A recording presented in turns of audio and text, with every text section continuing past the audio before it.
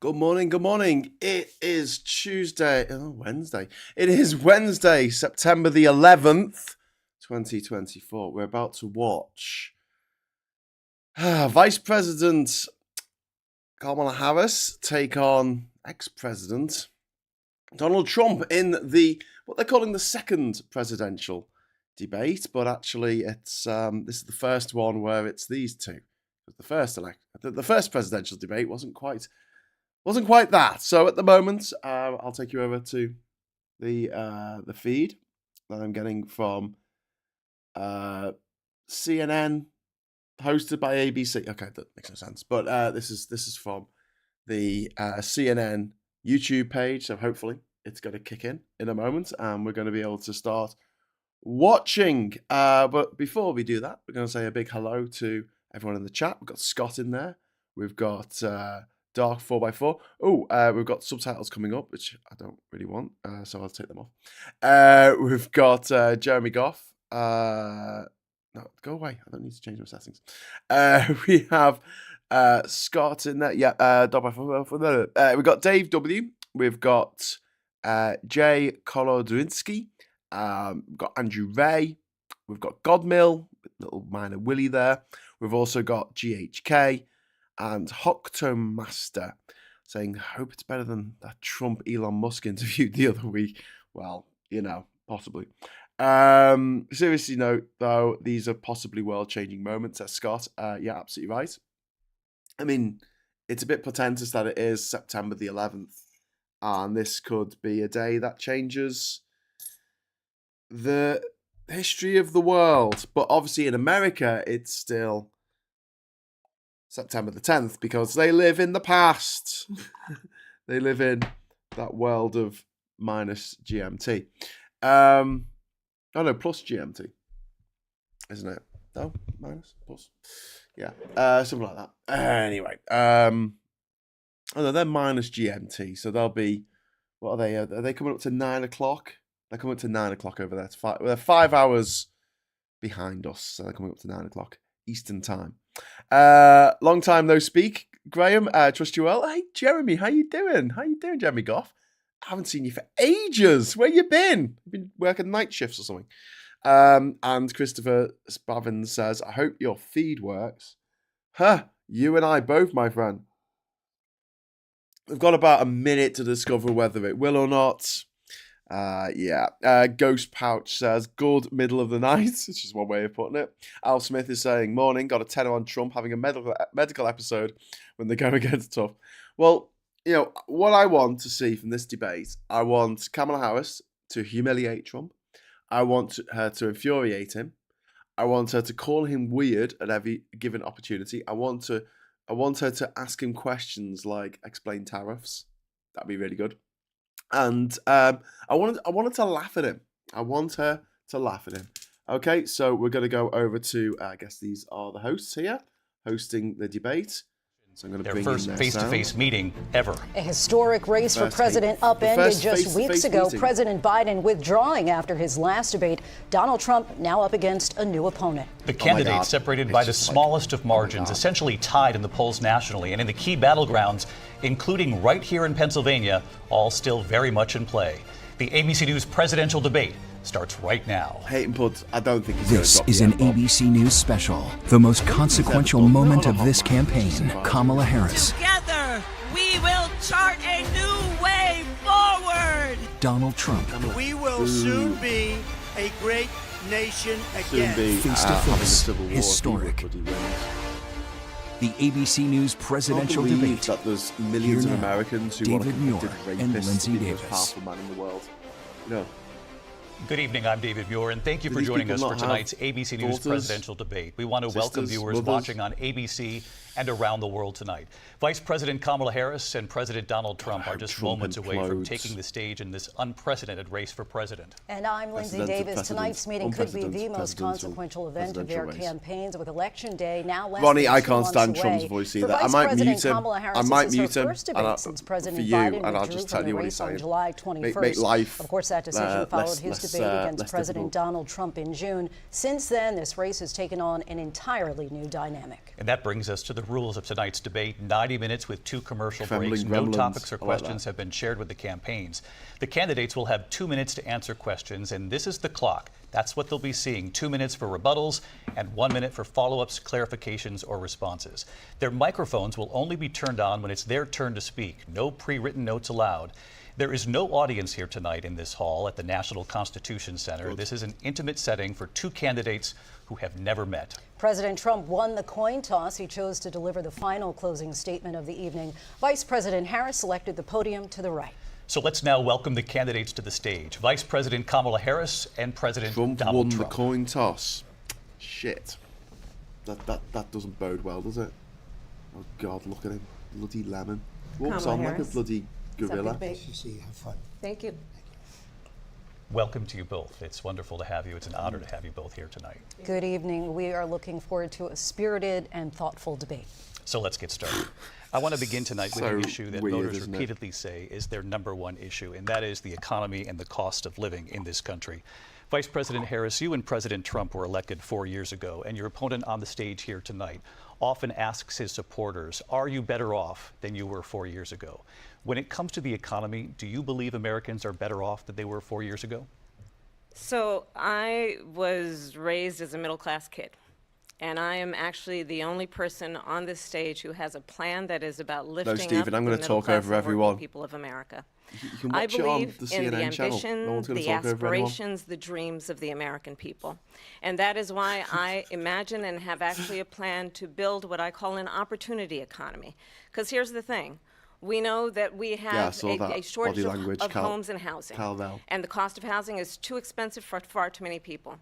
We know that young families need support to raise their children, and I intend on extending a tax cut for those families of $6,000, which is the largest child tax credit that we have given in a long time, so that those young families can afford to buy a crib, buy a car seat, buy clothes for their children. I'll just leave that there for the whole debate. Passion, one of them, is small businesses. My mother raised my sister and me, but there was a woman who helped raise us. We call her our second mother. She was a small business owner. I love our small businesses.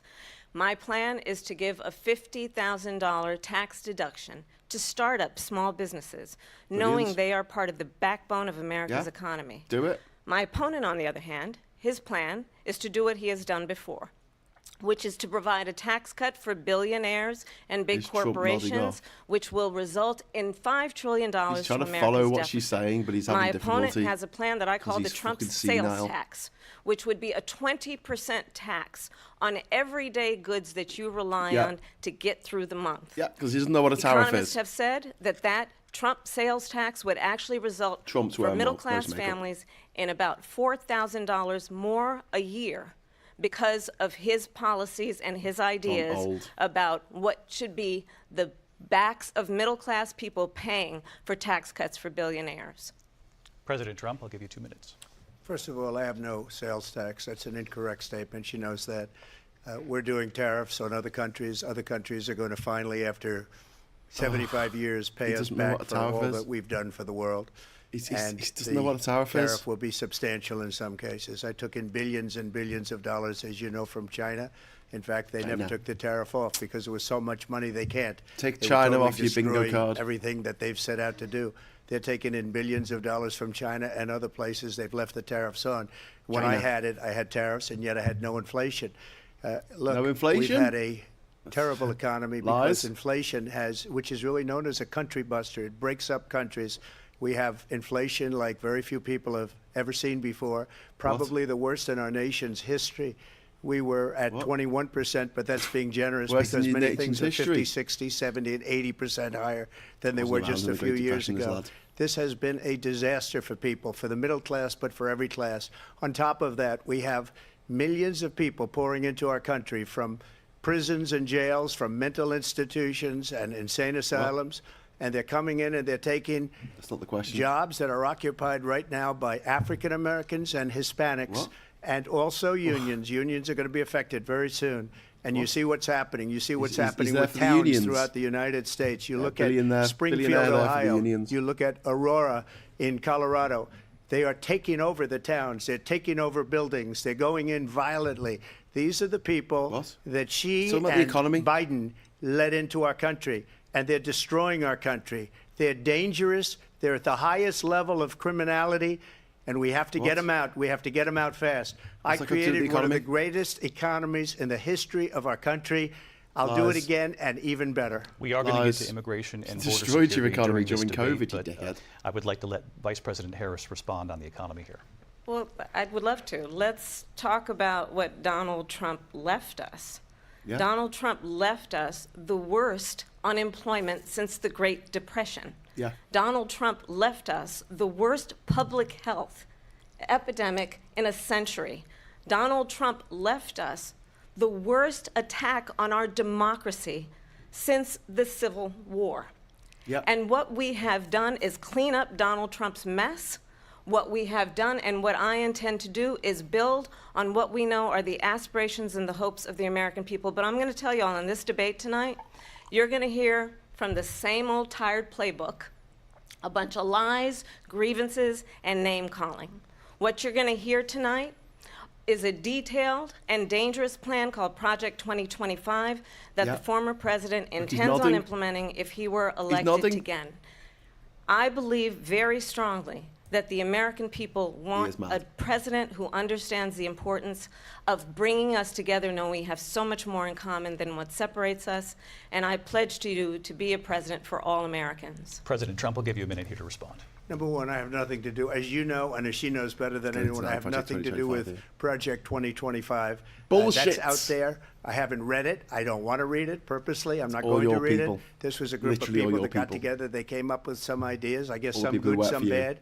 But it makes no difference. I have nothing to do. Everybody knows I'm an open book. Everybody knows what I'm going to do. Cut taxes very substantially and create a great economy like I did before. We had the greatest economy. We got hit with a pandemic. And the pandemic was not since 1917, where 100 million people died. Has there been anything like it? We did a phenomenal job with the pandemic. We handed them over a country where the economy and where the stock market was higher than it was before the pandemic came in. Nobody's ever seen anything like it. We made ventilators for the entire world. We got gowns, we got masks, we did things that nobody thought possible. And people give me credit for rebuilding the military. They give me credit for a lot of things, but not enough credit for the great job we did with the pandemic. But the only jobs they got were bounce-back jobs. These were jobs bounced back, and it bounced back, and it went to their benefit. But I was the one that created them. They know it, and so does everybody else. Vice President Harris, I'll let you respond. So Donald Trump has no plan for you. And when you look at his economic plan, it's all about tax breaks for the richest people. I am offering what I describe as an opportunity economy, and the best economists in our country, if not the world, have reviewed our relative plans for the future of America. What Goldman Sachs has said is that Donald Trump's plan would make the economy worse, mine would strengthen the economy. What the Wharton School has said is Donald Trump's plan would actually explode the deficit. 16 Nobel laureates have described his economic plan as something that would increase inflation and by the middle of next year would invite a recession. You just have to look at where we are and where we stand on the issues. And I'd invite you to know that Donald Trump actually has no plan for you because he is more interested in defending himself than he is in looking out for you. That's just a soundbite. They gave her that to say. Look, I went to the Wharton School of Finance, and many of those professors, the top professors, think my plan is a brilliant plan. It's a great plan. It's a plan that's going to bring up our worth, our value as a country. I'm so sick and tired of this fucker. For 10 years, this rambling old cunt being in charge of the fucking world for some reason. Money for our country. And just to finish off, she doesn't have a plan. She copied Biden's plan, and it's like 4 sentences. Like run, spot, run. 4 sentences that are just, we'll try and lower taxes. She doesn't have a plan. Take a look at her plan. She doesn't have a plan.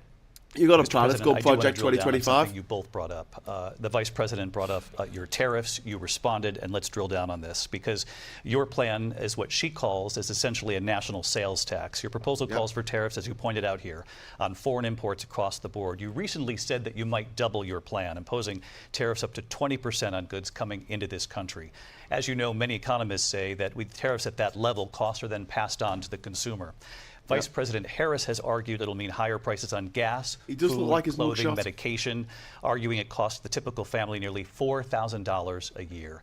Do you believe Americans can afford higher prices because of tariffs? They're not going to have higher prices. What's going to have and who's going to have higher prices is China and all of the countries that have been ripping us off for years. I was the only president ever. It's for buying stuff, you dickheads. Billions of dollars. They're not going to give you more money. And, you know, if she doesn't like them, they should have gone out and they should have immediately cut the tariffs. But those tariffs are there 3.5 years now under their administration.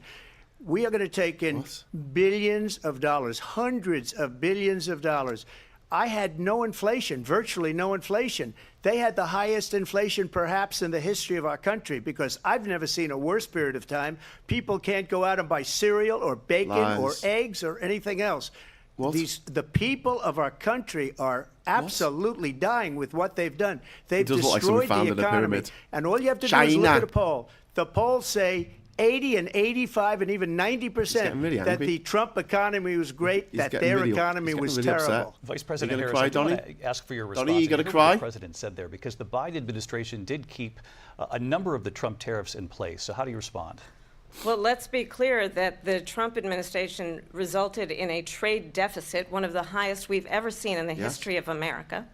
He invited trade wars. You want to talk about his deal with China? What he ended up doing is under Donald Trump's presidency, he ended up selling American chips to China to help them improve and modernize their military, basically sold us out. When a policy about China should be in making sure the United States of America wins the competition for the 21st century, which means focusing on the details of what that requires, focusing on relationships with our allies, focusing on investing in American-based technology so that we win the race on AI, on quantum computing, focusing on what we need to do to support America's workforce so that we don't end up having, on the short end of the stick, in terms of workers' rights. But what Donald Trump did, let's talk about this, with COVID, is he actually thanked President Xi for what he did during COVID. Look at his tweet. Thank you, President Xi, exclamation point, when we know that Xi was responsible for lacking and not giving us transparency about the origins of COVID. President Trump. First of all, they bought their chips from Taiwan. We hardly make chips anymore because of philosophies like they have and policies like they have. I don't say her because she has no policy. Everything that she believed 3 years ago and 4 years ago is out the window. She's going to my philosophy now. In fact, I was going to send her a MAGA hat. She's gone to my philosophy. But if she ever got elected, she'd change it. And it will be the end of our country. She's a Marxist. Everybody knows she's a Marxist. Her father's a Marxist professor in economics, and he taught her well. But when you look at what she's done to our country, and when you look at these millions and millions of people that are pouring into our country monthly, where it's, I believe, 21 million people, not the 15 that people say, and I think it's a lot higher than the 21. That's bigger than New York State pouring in. And just Kamala, look at what they're doing to our country. That could have stopped. They're criminals. Many of these people coming in are criminals. And that's bad for our economy, too. You know, you mentioned before, we'll talk about immigration later. Well, bad immigration is the worst thing that can happen to our economy. They have, and she has, destroyed our country with policy that's insane. Almost policy that you'd say they have to hate our country. President Trump, thank you. Lindsay? I want to turn to the issue of abortion. President Trump, you've often touted that you were able to kill Roe v. Wade.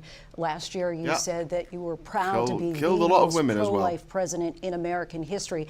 Then last month, you said that your administration would be great for women and their reproductive rights. In your home state of Florida, you surprised many with regard to your 6-week abortion ban because you initially had said that it was too short. And you said, quote, I'm going to be voting that we need more than 6 weeks. But then the very next day, you reversed course and said you would vote to support the 6-week ban. Vice President Harris says that women shouldn't trust you on the issue of abortion because you've changed your position so many times. Therefore, why should they trust you? Well, the reason I'm doing that vote is because the plan is, as you know, the vote is, they have abortion in the 9th month.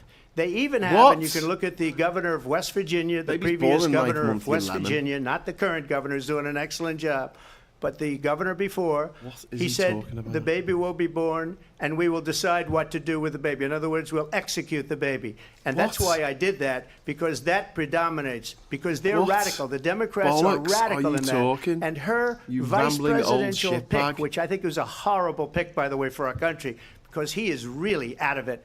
But her vice presidential pick says abortion in the 9th month is absolutely fine. He also says execution after birth. It's execution, no longer abortion, because the baby is born, is okay.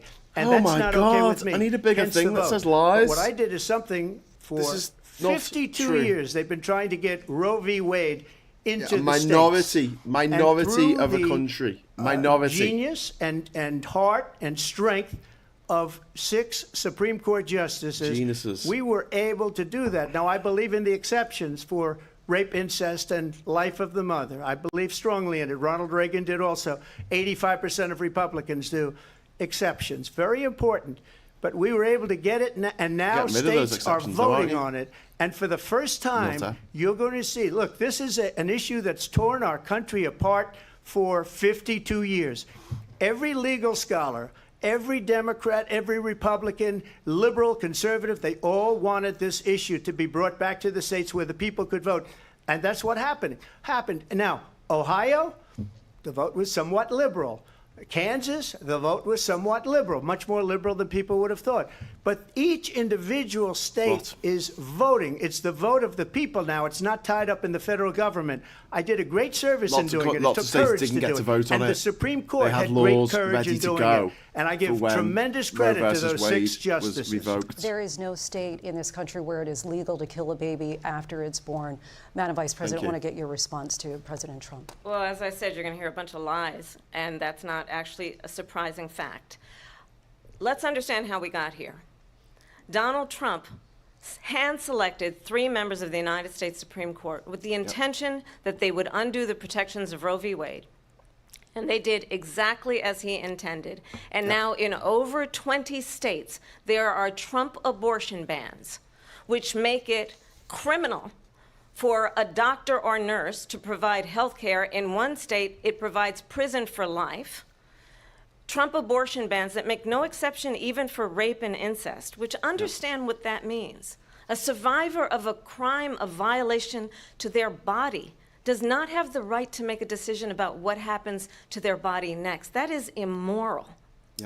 And one does not have to abandon their faith or deeply held beliefs to agree. The government, and Donald Trump certainly, should not be telling a woman what to do with her body. I have talked with women around our country. You want to talk about this is what people wanted?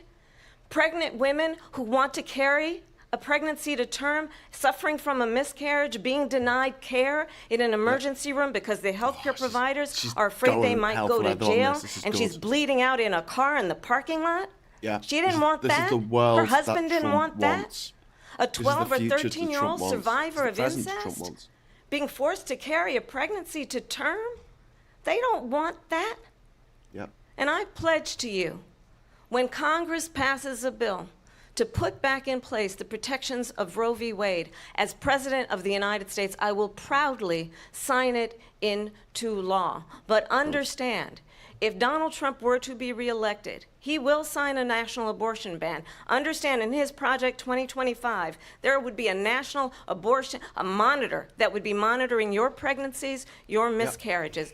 I think the American people believe that certain freedoms, in particular the freedom to make decisions about one's own body, should not be made by the government. Thank you, Vice President Harris. Well, there she goes again. It's a lie. I'm not signing a ban, and there's no reason to sign a ban, because we've gotten what everybody wanted. Democrats, Republicans, and everybody else And every legal scholar wanted it to be brought back into the states. No, and the states are voting. Everyone didn't want that. And it may take a little time. The vast majority of Americans didn't want it. But for 52 years, this issue has torn our country apart. And they've wanted it back in the states. That's and I your did job, I something guess. that nobody thought was possible. The states are now voting.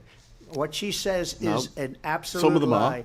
And as far as the abortion ban, About 26 of them are allowed to. I'm not in favor of abortion ban, but it doesn't matter because this issue has now been taken over by the states. Would you veto a national abortion ban if it came to Well, I your won't desk? have to because, again, two things. Number one, she said she'll go back to Congress. She'll never get the vote. It's impossible for her to get the vote, especially now with the 50-50 and essentially 50-50 in both Senate and the House.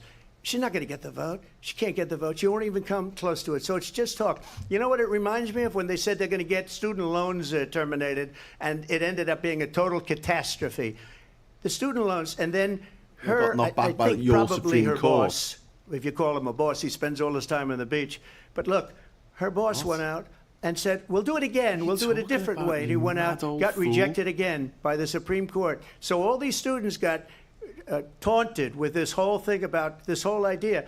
And how unfair that would have been, part of the reason they lost, to the millions and millions of people that had to pay off their student loans. Yeah, even they half didn't get it for free. But they were saying it's the same way that they talked about that they talk about abortion. But if I could just get a yes or no, because your running mate, J.D. Vance, has said that you would veto it if it did come to your desk. Well, I didn't discuss it with J.D. In all fairness, J.D., and I don't mind if he has a certain view, but I think he was speaking for me, but I really didn't. Look, we don't have to discuss it because she'd never be able to get it, just like she couldn't get student loans. They couldn't get student loans. They didn't even come close to getting student loans. They taunted young people and a lot of other people that had loans. They can never get this approved. So it doesn't matter what she says about going to Congress. Well, wonderful. Let's go to Congress. Do it. But the fact is that for years they wanted to get it out of Congress and out of the federal government, and we did something that everybody said couldn't be done. And now you have a vote of the people on abortion. Vice President Harris, want to give you your time to respond, but I do want to ask, would you support any restrictions on a woman's right to an abortion? I absolutely support reinstating the protections of Roe v. Wade, and as you rightly mentioned, nowhere in America is a woman carrying a pregnancy to term and asking for an abortion. That is not happening. It's insulting to the women of America. Yes. And understand what has been happening under Donald Trump's abortion bans. Couples who pray and dream of having a family are being denied IVF treatments. What is happening in our country? Working people, working women who are working 1 or 2 jobs, who can barely afford childcare as it is, have to travel to another state to get on a plane sitting next to strangers to go and get the health care she needs, barely can afford to do it, and what you are putting her through is unconscionable. And the people of America have not, the majority of Americans believe in a woman's right to make decisions about her own body. He's like, yeah, I am and that is why in every state where this issue has been on the ballot, in red and blue states both, the people of America have voted for freedom. Vice President Harris, excuse me, I have to respond. Another lie. Every time it's been on the ballot. Lie. I have been a leader on IVF, which is fertilization. The IVF, I have been a leader. In fact, when they got a very negative decision on IVF from the Alabama courts, I saw the people of Alabama and the legislature 2 days later voted it in. I've been a leader on it. They know that, and everybody else knows it. I have been a leader on fertilization, IVF. And the other thing, you should ask, will she allow abortion in the 8th month, 9th month, 7th month? Come on. What? Okay, would you do that? 9th month? Why don't you ask that question? Why don't you answer the question? Would you because veto? Under Roe v. Wade, answer the question, you would you veto? You could do abortions in the 7th month, the 8th month, the 9th month, not and probably after birth. Just look at the governor, unless former the life governor of the mother Virginia. is the governor of Virginia said, doubt. we put the baby you aside, and then we determine what we want to do with the baby. That late. Thank you. We're going to turn now to immigration and border security. We know it's an issue that's important to Republicans, Democrats, voters across the board in this country. Vice President President Harris, you were tasked by President Biden with getting to the root causes of migration from Central America. 2 o'clock in the morning. We know that illegal border crossings reached a record high. Thanks for coming along, by the way. This past June, President Biden imposed tough new asylum restrictions. We know the numbers since then have dropped significantly. Dave saying my head hurts. Why did the administration wait until 6 months before the election to act? And would you have done anything differently from President Biden on this?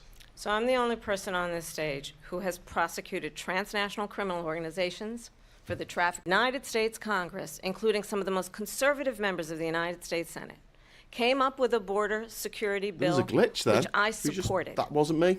And that bill would have put 1,500 more border agents on the border to help those folks who are working there right now overtime trying to do their job. It would have allowed us to stem the flow of fentanyl coming into the United States. I know there are so many families watching tonight who have been personally affected by the surge of fentanyl in our country. That bill would have put more resources to allow us to prosecute transnational criminal organizations for trafficking in guns, drugs, and human beings. But you know what happened to that bill? Donald Trump got on the phone, called up some folks in Congress, and said, kill the bill. And you know why? Because he'd prefer to run on a problem instead of fixing a problem. And understand, this comes at a time where the people of our country actually need a leader who engages in solutions, who actually addresses the problems at hand. But what we have in the former president is someone who would prefer to run on a problem instead of fixing a problem. And I'll tell you something, he's going to talk about immigration a lot tonight, even when it's not the subject that is being raised. And I'm going to actually do something really unusual, and I'm going to invite you to attend one of Donald Trump's rallies, because it's a really interesting thing to watch. You will see during the course of his rallies, he talks about fictional characters like Hannibal Lecter. He will talk about windmills cause cancer. And what you will also notice is that people start leaving his rallies early out of exhaustion and boredom. And I will tell you, the one thing you will not hear him talk about is you. You will not hear him talk about your needs, your dreams, and your desires. And I'll tell you, I believe you deserve a president who actually puts you first, and I pledge to you that I will. Vice President Harris, thank you. President Trump, on that point, I want to get your response. Well, I would like to respond. Let me just ask, though, why did you try to kill that bill, and successfully so? That would have put thousands of additional agents and officers on the border. First, let me respond as to the rallies. She said people start leaving. People don't go to her rallies. There's no reason to go. And the people that do go, she's bussing them in and paying them to be there, and then showing them in a different light. So she can't talk about that. People don't leave my rallies. We have the biggest rallies, the most incredible rallies in the history of politics. That's because people want to take their country back. Our country is being lost. We're a failing nation. And it happened 3.5 years ago. And what's going on here, you're going to end up in World War III, just to go into another subject. What they have done to our country by allowing these millions and millions of people to come into our country and look at what's happening to the towns all over the United States. And a lot of towns don't want to talk. It's not going to be Aurora or Springfield. A lot of towns don't want to talk about it because they're so embarrassed by it. In Springfield, they're eating the dogs, the people that came in. They're eating the cats. They're eating the pets of the people that live there. And this is what's happening in our country. And it's a shame. What is he talking about? As rallies are concerned, as far as the reason they go is they like what I say. They want to bring our country back. They want to make America great again. It's a very simple phrase. Make America great again. Oh, I don't know why that stopped. I do not know why that stopped. I don't know what's going on. It's just stopped. The feed has just stopped. I'm very sorry. I'll try and get that back, I guess. In a moment. I don't know why it stopped, but it has. Come on, Donnie. You can do it. Right, let's have a bit of fun. Just let him go. Oh, please don't stop. Don't know why it's stopped. I might have to refresh. Might have to refresh the page. Just one moment. If you'll bear with me, you can watch my little scrolling thing. Scrolling away there. I will just travel back. It wanted to show adverts, I think, maybe. It's showing an advert now. I'm just going to turn the sound off so you don't have to listen to it. No, it's still frozen. It's absolutely just frozen. I'll show you what we're getting. We just had an advert come through, so I don't really understand why it's frozen on this. It does seem a little bit odd, to say the least. Why is it frozen? Comments are turned off, so I can't even check why it's frozen or what the hell is going on. I will try and get this page back up presently. Oh, hello. Oh my God. Okay, so it's let me go back. Okay, so let me go back to the beginning. No, it's just stopped. It's just not going anywhere. That is so bizarre.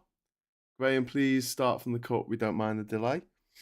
I might have to find a different feed because this has literally just stopped.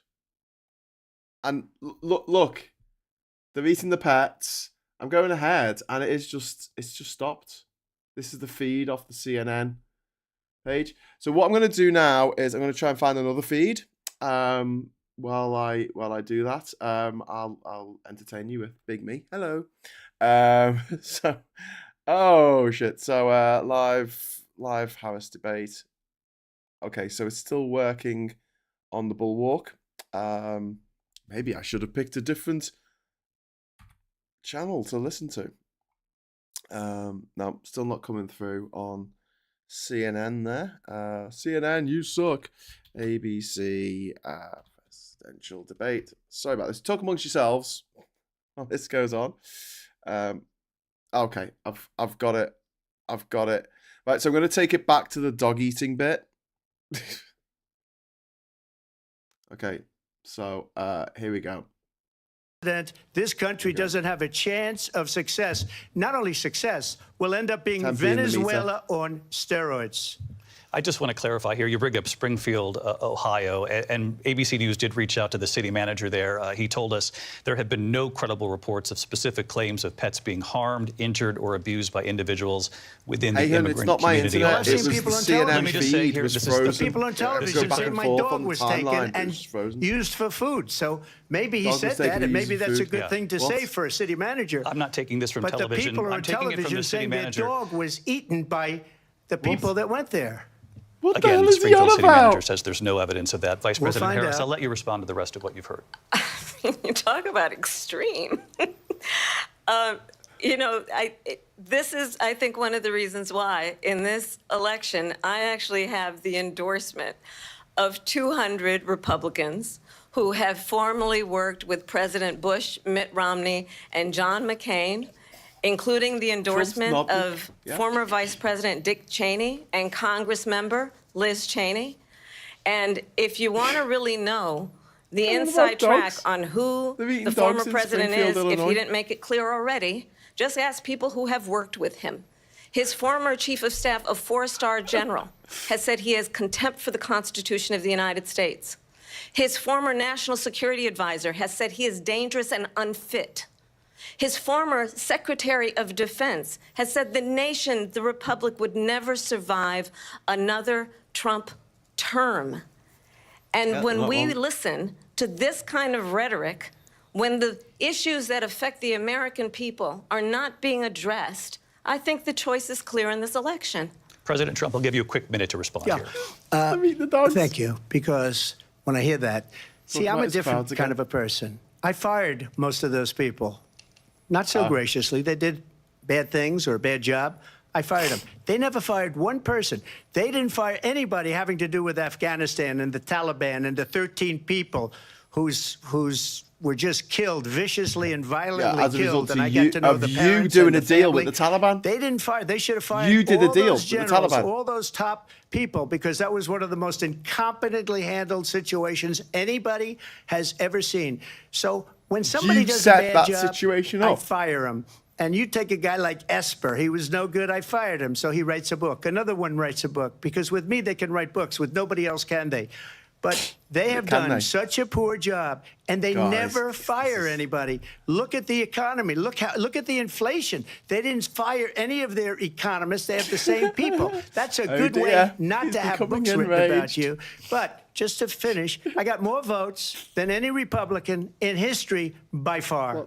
What? In fact, I got more votes than any president, sitting president, in history by far. No, you didn't. Let me continue on immigration. It was what you wanted to talk about earlier, so let's get back to your deportation proposal that the vice president has reacted to as well.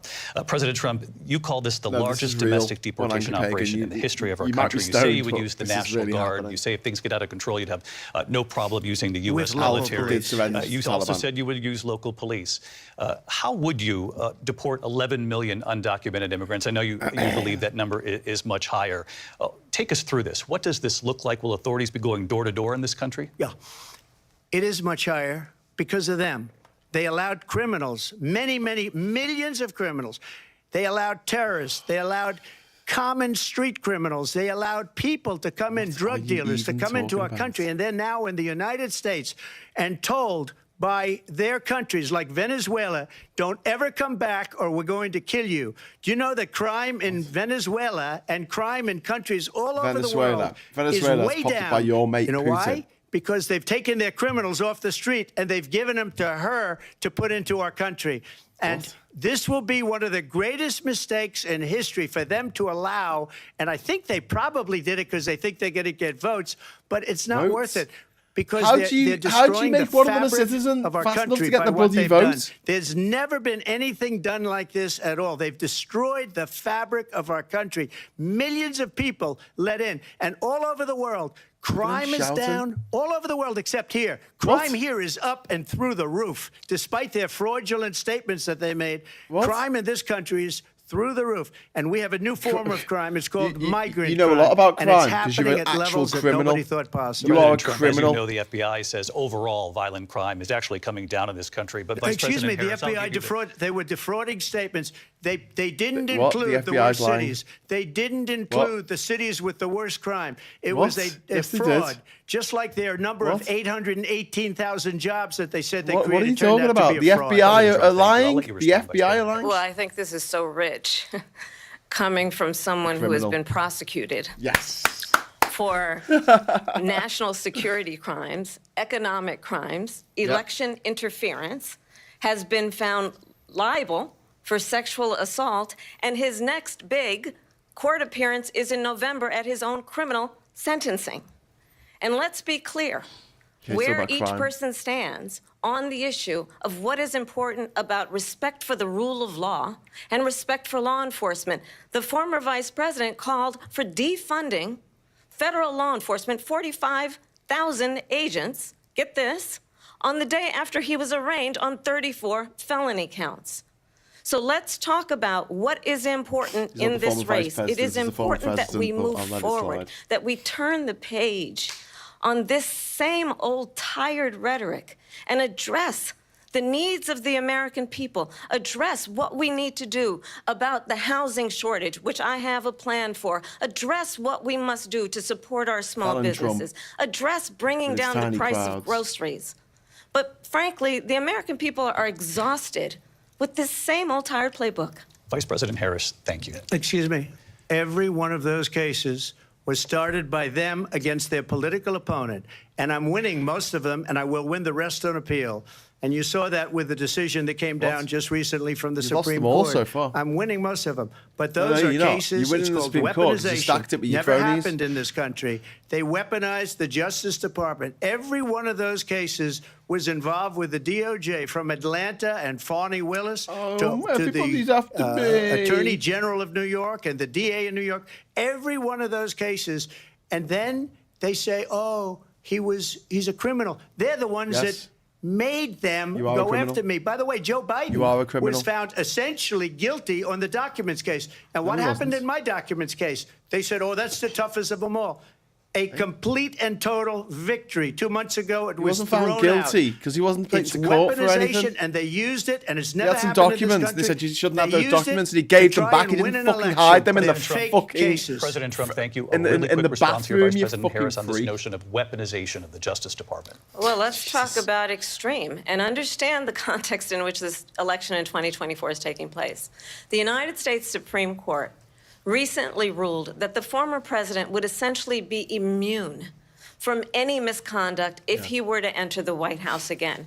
Understand, this is someone who has openly said he would terminate, I'm quoting, terminate the Constitution of the United States, that he would weaponize the Department of Justice against his political enemies. Someone who has openly expressed disdain for members of our military. Understand what it would mean if Donald Trump were back in the White House with no guardrails, because certainly we know now the court won't stop him. We know J.D. Vance is not going to stop him. It's up to the American people. Vice President Harris, thank you. Lindsay? Vice President Harris, in your last run for president. This is the one that weaponized, not me. She weaponized. I probably took a bullet to the head because of the things that they say about me. They talk about democracy. I'm a threat to democracy. They're the threat to democracy with a fake Russia investigation that went nowhere. We have a lot to get to. Lindsay? Vice President Harris, in your last run for president, you said you wanted to ban fracking. Now you don't. You wanted mandatory government buyback programs for assault weapons. Now your campaign says you don't. You supported decriminalizing border crossings. Now you're taking a harder line. I know you say that your values have not changed. So then why have so many of your policy positions changed? So my values have not changed, and I'm going to discuss at least every point that you've made. But in particular, let's talk about fracking because we're here in Pennsylvania. I made that very clear in 2020. I will not ban fracking. I have not banned fracking as Vice President of the United States. And in fact, I was the tie-breaking vote on the Inflation Reduction Act, which opened new leases for fracking. My position is that we have got to invest in diverse sources of energy so we reduce our reliance on foreign oil. We have had the largest increase in domestic oil production in history because of an approach that recognizes that we cannot over-rely on foreign oil. As it relates to my values, let me tell you, I grew up a middle-class kid raised by a hardworking mother who worked and saved and was able to buy our first home when I was a teenager. The values I bring to the importance of home ownership, knowing not everybody got handed $400 million on a silver platter and then filed bankruptcy 6 times, is a value that I bring to my work to say we are going to work with the private sector and home builders to increase 3 million homes, increase by 3 million homes by the end of my first term. My work that is related to having a friend when I was in high school who was sexually assaulted by her stepfather. And my focus then on protecting women and children from violent crime is based on a value that is deeply grounded in the importance of standing up for those who are most vulnerable. My work that is about protecting Social Security and Medicare is based on long-standing work that I have done, protecting seniors from scams. My values have not changed. And what is important is that there is a president who actually brings values and a perspective that is about lifting people up and not beating people down and name-calling. The true measure of the leader is the leader who actually understands the strength is not in beating people down, it's in lifting people up. I intend to be that president. President Trump, your response. First of all, I wasn't given $400 million. I wish I was. My father was a Brooklyn builder, Brooklyn, Queens, and a great father. And I learned a lot from him, but I was given a fraction of that, a tiny fraction. Racist, and I built it into many, many billions of dollars, many, many billions. And when people see it, they are even surprised. So we don't have to talk about that.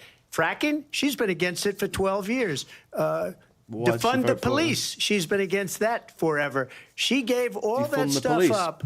Very wrongly, very horribly, right? Okay. And everybody's laughing at it, okay? They're all laughing at it. She gave up at least 12 and probably 14 or 15 different policies. Like, she was big on defund the police. In Minnesota, she went out. Wait a minute, I'm talking now. If you don't mind, please. You're lying. All right, let's do this. Does that sound familiar? Lies. She went out in Minnesota and wanted to let criminals that killed people, that burned down Minneapolis. She went out and raised money to get them out of jail. She did things that nobody would ever think of. Now she wants to do transgender operations on illegal aliens that are in prison. This is a radical left liberal that would do this. She wants to confiscate your guns, and she will never allow fracking in Pennsylvania. If she won the election, fracking in Pennsylvania will end on day one. Just to finish, one thing so important in my opinion. He's just lying. So I got the oil business going like nobody has ever done before. Okay. When they took over, they got rid of it, started getting rid of it, and the prices were going up the roof. They immediately let these guys go to where they were. Again. I would have been 5 times, 4 times, 5 times higher, because you're talking about 3.5 years ago. They got it up to where I was because they had no choice, because the prices of energy were quadrupling and doubling. You saw what happened to gasoline. So they said, let's go back to Trump. But if she won the election, the day after that election, they'll go back to destroying our country, and oil will be dead, fossil fuel will be dead. We'll go back to windmills, and we'll go back to solar, where they need a whole desert to get some energy to come out of it. You ever see a solar plant? By the way, I'm a big fan of solar, but they take 400, 500 acres of desert soil. I'm a big fan of solar. Good things for the environment that she understands. Not a good thing for the environment. We have an election in just 56 days. And I want to talk about the peaceful transfer of power, which, of course, we all know is a cornerstone of our democracy, and the role of a president in a moment of crisis. Mr. President, on January 6th, you told your supporters to march to the Capitol. You said you would be right there with them. The country and the world saw what played out at the Capitol that day, the officers coming under attack. Aides in the West Wing say you watched it unfold on television off the Oval Office. You did send out tweets, but it was more than 2 hours before you sent out that video message telling your supporters to go home. Is there anything you regret about what you did on that day? You just said a thing that isn't covered. Peacefully and patriotically, I said during my speech, not later on. Peacefully and patriotically. And nobody on the other side was killed. Ashley Babbitt was shot by an out-of-control police officer that should have never, ever shot her. It's a disgrace. But we didn't do this group of people that have been treated so badly. Kicking police officers in the fucking head, what about all the people that are pouring into our country and killing people? What about all the people who poured into the Capitol? She was the border czar, remember that. She was the border czar. She doesn't want to be called the border czar because she's embarrassed by the border. In fact, she said at the beginning, well, I'm surprised you're not talking about the border yet. That's because she knows what a bad job they've done. What about those people? When are they going to be prosecuted? When are these people from countries all over the world, not just South America? They're coming in from all over the world, David, all over the world. And crime rates are down all over the world because of it. But let me just when are those, David, when are those people going to be prosecuted? When are the people that burned down Minneapolis going to be prosecuted? Or in Seattle? They went into Seattle. They took over a big percentage of the city of Seattle. When are those people going to be prosecuted? But let me just ask you might ask her that question. You were the president. You were watching it unfold on television. It's a very simple question as we move forward toward another election. Is there anything you regret about what you did on that day? Yes or no? I had nothing to do with that other than they asked me to make a speech. I showed nothing up to for a do with speech. it. I said, You told them to do it, you big. fucking I went to clanging Nancy gobshite. Pelosi and the mayor of Washington, D.C., and the mayor put it back in writing, as you know. I said, you know, this is going to be a very big rally or whatever you want to call it. Lies. And again, it wasn't done by me. It was done by others. I said, I'd like to give you 10,000 National Guard or soldiers. They rejected me. Nancy Pelosi rejected me. It was just 2 weeks ago. Her daughter has a tape of her saying she is fully responsible for what happened. They want to get rid of that tape. It would have never happened if Nancy Pelosi and the mayor of Washington did their jobs. I wasn't responsible for security. Nancy Pelosi was you're responsible. The president, and she you told didn't do people, her job. You were the question president. Was you told about people you to as go president, to the not Capitol. about former Speaker Pelosi. But I do want Vice President Harris to respond here. I was at the Capitol on January 6th. I was the vice president-elect. I was also an acting senator. I was there. And on that day, the President of the United States incited a violent mob to attack our nation's capital, to desecrate our nation's capital. On that day, 140 law enforcement officers were injured, and some died. And understand, the former president has been indicted and impeached for exactly that reason. But this is not an isolated situation. Let's remember Charlottesville, where there was a mob of people carrying tiki torches, spewing anti-Semitic hate. And what did the president then at the time say? There were fine people on each side. Let's remember that when it came to the Proud Boys, a militia, the president said, the former president said, stand back and stand by. So for everyone watching who remembers what January 6th was, I say we don't have to go back. Let's not go back. We're not going back. It's time to turn the page. And if that was a bridge too far for you, well, there is a place in our campaign for you to stand for country, to stand for our democracy, to stand for rule of law, and to end the chaos, and to end the approach that is about attacking the foundations of our democracy because you don't like the outcome. And be clear on that point. Donald Trump, the candidate, has said in this election there will be a bloodbath if this and the outcome of this election is not to his liking. Let's turn the page on this. Let's not go back. Let's chart a course for the future and not go backwards to the past. Let me just follow up here. It was a different term, and it was a term that related to energy because they have destroyed our energy business. That was where bloodbath was. Also, on Charlottesville, that story has been, as you would say, debunked. Laura Ingraham, Sean Hannity, Jesse, all of these people, they covered it. If they go an extra sentence, they will see it was perfect. It was debunked in almost every newspaper, but they still bring it up, just like they bring 2025 up. They bring all of this stuff up. I ask you this. You talk about the Capitol. Why are we allowing these millions of people to come through on the southern border? How come she's not doing anything? And I'll tell you what I would do, and I would be very proud to do it. I would say we would both leave this debate right now. I'd like to see her go down to Washington, D.C. during this debate because we're wasting a lot of time. Go down to, because she's been so bad, it's so ridiculous. Go down to Washington, D.C. and let her sign a bill to close up the border because they have the right to do it. They don't need bills. They have the right to do it. The President of the United States, you'll get him out of bed. You'll wake him up at 4 o'clock in the afternoon. You'll say, come on down to the office. Let's sign a bill. If he signs a bill that the border is closed, all he has to do is say it to the Border Patrol, who are phenomenal. If they do that, the border is closed. Those people are killing many people, unlike J6. We talked immigration here tonight. I do want to focus on this next issue because it really brings us this into focus. Truth in these times that we're living in. Mr. President, for 3.5 years after you lost the 2020 election, you repeatedly falsely claimed that you won, many times saying you won in a landslide. In the past couple of weeks leading up to this debate, you have said, quote, you lost by a whisker, that you, quote, didn't quite make it, that you came up a little bit short. I said that? Are you now acknowledging that you lost in 2020? No, I didn't acknowledge that at all. I said that sarcastically. You know that.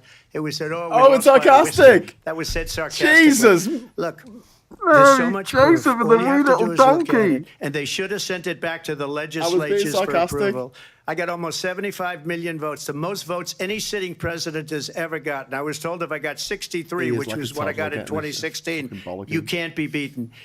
The election, people should never be thinking about an election as fraudulent. We need two things. We need walls, and we have to have it. We have to have borders, and we have to have good elections. Our elections are bad. And a lot of these illegal immigrants coming in, they're trying to get them to vote. They can't even speak English. They don't even know what country they're in practically. And these people are trying to get them to vote. And that's why they're allowing them to come into our country. I did watch all of these pieces of video.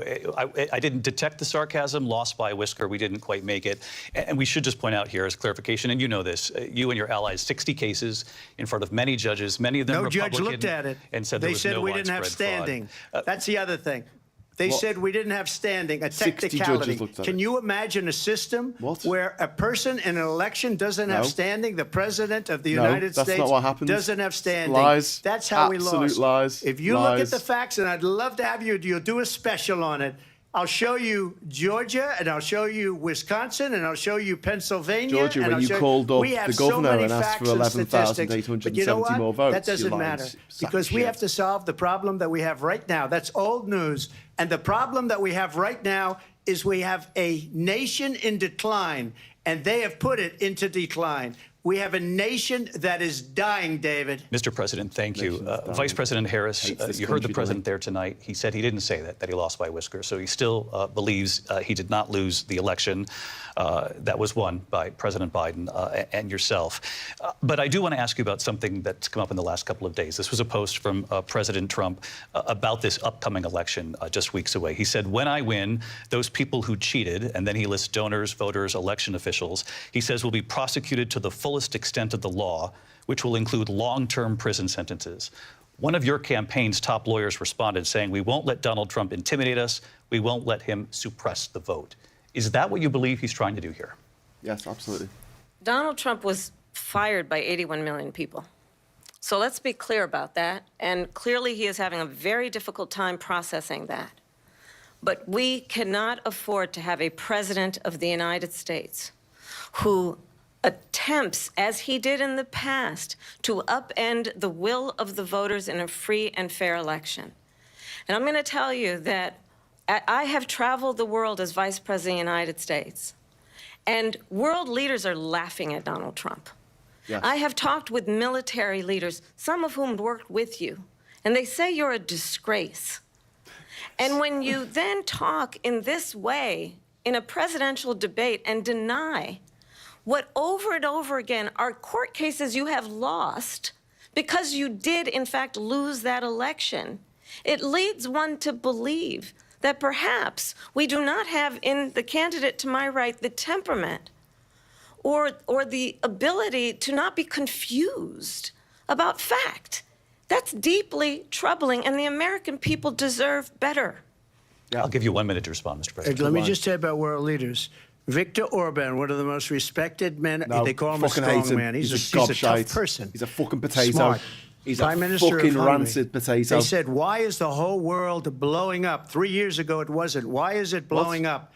He said, 3 years ago, we had you fucking need COVID, mate. Trump back as president. Lost 500,000 they were of your afraid fucking of him. comrades. China was afraid, and I don't like to use the word afraid, but I'm just quoting him. China was afraid of him. North Korea was afraid of him. Look at what's going on with North Korea, by the way. He said Russia was afraid of him. Your mate. I ended the Nord Stream 2 pipeline, and Biden put it back on day one, but he ended the XL pipeline. What? The XL pipeline in our country. What are you talking he about? ended that. But he let the Russians build a pipeline going all over Europe and heading into Germany, the biggest pipeline in the world. That was already built, you fucking nana. Viktor Orban said it. He said the most respected, most feared You think they person built a fucking is Donald Trump. 500-mile pipeline in a problems when fucking Trump week? was president. But when this weak, pathetic man that you saw at a debate just a few months ago, that He's if he not the one weren't in running. that debate, he'd be running instead of her. She got no votes. He got 14 million votes. What you did, you talk about a threat to democracy. He got 14 million votes, and they threw him out of office. And you know what? I'll give you a little secret. He hates her. He can't stand her. But he got 14 million votes. They threw him out. God, she got not, 0 votes. he is coming and across when she as ran, absolutely she was the fucking first one unhinged to here. leave because she failed. And now she's running. I don't understand it, but Mr. I'm okay President, with it Mr. because President, your time is I up. think we're Thank going to you. do very well. We've got a lot more to get to. Turning now Yes. to the Israel-Hamas war and the hostages who are still being held, Americans among them. Vice President Harris, in December, you said, quote, Israel has a right to defend itself, but you added, quote, it matters how, saying international humanitarian law must be respected. Israel must do more to protect innocent civilians. You said that 9 months ago. Now an estimated 40,000 Palestinians are dead. Nearly 100 hostages remain. Just last week, Prime Minister Benjamin Netanyahu said there's not a deal in the making. President Biden has not been able to break through the stalemate. How would you do it? Well, let's understand how we got here. On October 7, Hamas, a terrorist organization, slaughtered 1,200 Israelis. many of them young people who were simply attending a concert. Women were horribly raped. And so absolutely, I said then, I say now, Israel has a right to defend itself. We would. And how it does so matters. Because it is also true, far too many innocent Palestinians have been killed. Children, mothers. What we know is that this war must end. It must end immediately, and the way it will end is we need a ceasefire deal and we need the hostages out. And so we will continue to work around the clock on that. Work around the clock, also understanding that we must chart a course for a two-state solution. And in that solution, there must be security for the Israeli people and Israel, and in equal measure for the Palestinians.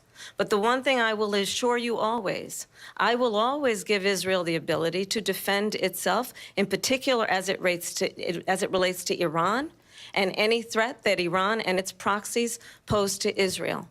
But we must have a two-state solution where we can rebuild Gaza, where the Palestinians have security, self-determination, and the dignity they so rightly deserve. President Trump, how would you negotiate with Netanyahu and also Hamas in order to get the hostages out and prevent the killing of more innocent civilians in Gaza? If I were president, it would have never started. If I were president, Russia would have never, ever, I know Putin very well, he would have never, and there was no threat of it either, by the way, for 4 years, master, isn't he, mate? Have gone into Ukraine and killed millions of people when you add it up, far worse than people understand what's going on over there. But when she mentions about Israel, all of a sudden, she hates Israel. She wouldn't even meet with Netanyahu when he went to Congress to make a very important speech. She refused to be there because she was at a sorority party of hers. She wanted to go to the sorority party. What? She hates Israel. If she's president, I believe that Israel will not exist within 2 years from now. And I've been pretty good at predictions, and I hope I'm wrong about that one. She hates Israel. At the same time, in her own way, she hates the Arab population because the whole place is going to get blown up. She seems the one out of the two of you that's full of hatred. Jewish people, Israel will be gone. It would have never happened. Iran was broke under Donald Trump. Now Iran has $300 billion because they took off all the sanctions that I had. Iran had no money for Hamas or Hezbollah or any of the 28 different spheres. No, there was a nuclear deal with Iran that you got rid of for no reason. They had no money. It was a big story, and you know it. You covered it very well, actually. They've got money because they're trading with fucking Russia, you lemon. They were broke. Now they're a rich nation, and now what they're doing is they're spreading that money around. This is embarrassing. Look at what's happening with the Houthis and Yemen. Look at what's going on in the Middle East. This would have never happened. I will get that settled and fast, and I'll get the war with Ukraine and Russia ended. If I'm president-elect, I'll get it done before even becoming president. Vice President Harris, he says you hate Israel. That's absolutely not true. I have my entire career and life supported Israel and the Israeli people. He knows that. He's trying to, again, divide and distract from the reality, which is it is very well known that Donald Trump is weak and wrong on national security and foreign policy. It is well known that he admires dictators, wants to be a dictator on day one, according to himself. Yep. That's what he said. It is well known that he said of Putin that he can do whatever the hell he wants and go into Ukraine. It is well known that he said when Russia went into Ukraine, it was brilliant. Yeah. It is well known he exchanged love letters with Kim Jong-un. And it is absolutely well known that these dictators and autocrats are rooting for you to be president again because they're so clear. They can manipulate you with flattery and favors. And that is why so many military leaders who you have worked with have told me you are a disgrace. That is why we understand that we have to have a president who is not consistently weak and wrong on national security, including the importance of upholding and respecting in highest regard our military. Vice President Harris, thank you. Good point. And she's the one that caused it. that's weak on national security by allowing every nation last month for the year, 168 different countries sending people into our country. Their crime rates are way down. 168 Putin endorsed her last week, said, I hope she wins. And I think he meant it. Because what he's gotten away with is absolutely incredible. It wouldn't have happened with me. The leaders of other countries think that they're weak and incompetent, and they are. They're grossly incompetent. And I just ask one question. Why does Biden go in and kill the Keystone Pipeline and approve the single biggest deal that Russia's ever made, Nord Stream 2, the biggest pipeline anywhere in the world going to Germany and all over Europe? Because they're weak and they're ineffective. And Biden, by the way, gets paid a lot of money. Thank you. We have a lot of issues to get to. We'll be right back with much more of this historic ABC News presidential debate from the National Constitution Center right here in Philadelphia. Right, so we're going to an ad break now. I'm not going to show you that. Oh, God. I'm just going to jog it. I'm just going to jog it forward to live. No. Still ads. So what I'll do is I will just hello. I'll just stay until the ads finish and then I'll go back. Luckily, we can now catch up with the few minutes that we lost because the CNN feed just froze. And when I said like it wasn't my internet, it was like you go back on the timeline of the stream and it was still frozen at that point. So yeah, that was CNN's boo-boo, not mine. Puppet called him a puppet. Putin called him a puppet. He is Putin's puppet.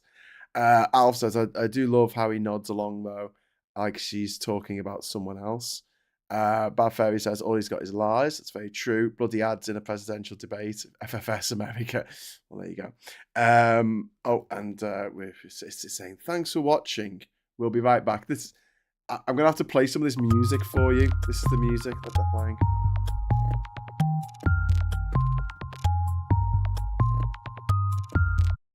You're streaming ABC News Live. Wow. What does it take to be the... What does it take to eat a burger with your fingers? MH Carer saying, well, it looked like she goaded him well. He lost his fucking mind. That was brilliant. Do we have another hour of this? Might go and get a bloody coffee. Another one. Keep myself awake. I've drank mine. Summary so far, he comes across as a crazy conspiracy nut. He does come across as a complete conspiracy nut cornflake. Right. And Lindsay Davis. Welcome back to this historic ABC News presidential debate tonight. We're going to continue here. I want to turn to the war in Ukraine. We're now 2.5 years into this conflict. Mr. President, it has been the position of the Biden administration that we must defend Ukraine from Russia, from Vladimir Putin, to defend their sovereignty, their democracy, that it's in America's best interest to do so, arguing that if Putin wins, he may be emboldened to move even further into other countries. You have said you would solve this war in 24 hours. You said so just before the break tonight. How exactly would you do that? And I want to ask you a very simple question tonight. Do you want Ukraine to win this war? I want the war to stop. I want to save lives that are being uselessly, people being killed by the millions. It's the millions. It's so much worse than the numbers that you're getting, which are fake numbers. Okay, look, fake news. All right. We're in for 250 billion or more because they don't ask Europe, which is a much bigger beneficiary to getting this thing done than we are. They're in for $150 billion less because Biden and you don't have the courage to ask Europe like I did with NATO. They paid billions and billions, hundreds of billions of dollars when I said, either you pay up or we're not going to protect you anymore. Doesn't work like that, dickhead. Doesn't work like that. Me as much as they like weak It's about how much they spend on their own military, you fucking knobhead. We're in for 250 They're not giving you money. They're not giving America money. 150. They should be forced to equalize. Well, with that being said, I think we can take. I want to get the war settled. I know Zelensky very well, and I know Putin very well. I have a good relationship, and they respect your president, okay? They respect me. They don't respect Biden. How would you respect him? Why? For what reason? Can you tell us if you want Ukraine to win or not? He hasn't even made a phone call in 2 years to Putin. Hasn't spoken to anybody. They don't even try and get it. That is a war that's dying to be settled. I will get it settled before I even become president. If I win, when I'm president-elect, And what I'll do is I'll speak to one, I'll speak to the other, I'll get them together. That war would have never happened. And in fact, when I saw Putin after I left, unfortunately left because our country has gone to hell. But after I left, when I saw him building up soldiers, he did it after I left, I said, oh, he must be negotiating. It must be a good, strong point of negotiation. Well, it wasn't, because Biden had no idea how to talk to him. He had no idea how to stop it. And now you have millions of people dead, and it's only getting worse, and it could lead to World War III. Don't kid yourself, David. We're playing with World War III, and we have a president that we don't even know if he's... Where is our president? We don't even know if he's a president. And just to clarify here... They threw him out of a campaign like a dog. We don't even know. Is he our president? But we have a president, Mr. President, that doesn't know he's alive. Your time is up. Just to clarify in the question, do you believe it's in the U.S. best interests for Ukraine to win this war, yes or no? I think it's the U.S. best interest to get this war finished and just get it done. That's a no then. Negotiate a deal. What a scumbag. Sorry for banging the table. All of these human lives from being destroyed. I want to take this to Vice President Harris. I want to get your thoughts on our support for Ukraine in this moment, but also as Commander-in-Chief, if elected, how would you deal with Vladimir Putin, and would it be any different from what we're seeing from President Biden? Well, first of all, it's important to remind the former president you're not running against Joe Biden, you're running against me. I believe the reason that Donald Trump says that this war would be over within 24 hours is because he would just give it up. Yeah. And that's not who we are as Americans. Let's understand what happened here. I actually met with Zelensky a few days before Russia invaded, tried through force to change territorial boundaries, to defy one of the most important international rules and norms, which is the importance of sovereignty and territorial integrity. And I met with President Zelensky. I shared with him American intelligence about how he could defend himself. Days later, I went to NATO's eastern flank, to Poland and Romania. And through the work that I and others did, we brought 50 countries together to support Ukraine in its righteous defense. And because of our support, because of the air defense, the ammunition, the artillery, the javelins, the Abrams tanks that we have provided, Ukraine stands as an independent and free country. If Donald Trump were president, Putin would be sitting in Kyiv right now. And understand what that would mean, because Putin's agenda is not just about Ukraine. Understand why the European allies and our NATO allies are so thankful that you are no longer president, and that we understand the importance of the greatest military alliance the world has ever known, which is NATO, and what we have done to preserve the ability of Zelensky and the Ukrainians to fight for their independence. Otherwise, Putin would be sitting in Kyiv with his eyes on the rest of Europe, starting with Poland. And why don't you tell the 800,000 Polish Americans right here in Pennsylvania how quickly you would give up for the sake of favor and what you think is a friendship with what is known to be a dictator who would eat you for lunch. Vice President Harris, thank you. We've heard from both of you on Ukraine tonight. Afghanistan came up in the last hour. I wanted her to respond to something you said earlier, and please, I'll give you a minute here. Putin would be sitting in Moscow, and he wouldn't have lost 300,000 men and women, but he would have been sitting in Moscow. Quiet, please. He would have been sitting in Moscow, much happier than he is right now. But eventually, you know, he's got a thing that other people don't have. He's got nuclear weapons. They don't ever talk about that. He's got nuclear weapons. Nobody ever thinks about that. And eventually, maybe he'll use them, and maybe he hasn't been that threatening. But he does have that. Something we don't even like to talk about. Nobody likes to talk about it. But just so you understand, they sent her to negotiate peace before this war started. 3 days later, he went in and he started the war because everything they said was weak and stupid. They said the wrong things. That war should have never started. She was the emissary. They sent her in to negotiate with Zelensky and Putin. And she did. And the war started 3 days later. And that's the kind of talent we have with her. She's worse than Biden. In my opinion, I think he's the worst president in the history of our country. She goes down as the worst vice president in the history of our country. But let me tell you something. She is a horrible negotiator. They sent her in to negotiate. As soon as they left, Putin did the invasion. President Trump, thank you. You did bring up something. You said she went to negotiate with Vladimir Putin. Vice President Harris, have you ever met Vladimir Putin? Can you clarify tonight? Yet again, I said it at the beginning of this debate, you're going to hear a bunch of lies coming from this fellow. And that is another one. When I went to meet with President Zelensky, I've now met with him over 5 times. The reality is it has been about standing as America always should, as a leader upholding international rules and norms, as a leader who shows strength, understanding that the alliances we have around the world are dependent on our ability to look out for our friends and not favor our enemies because you adore strongmen instead of caring about democracy. Yep. And that is very much what is at stake here. The President of the United States is Commander-in-Chief. I don't know how this is going and the across American America, people have a right to rely on a president who understands the significance of America's role and responsibility in terms of ensuring that there is stability and ensuring we stand up for our principles and not sell them for the benefit of personal flattery. We've talked about Ukraine and Vladimir Putin. I do want to talk about Afghanistan. It came up in the first hour of this debate.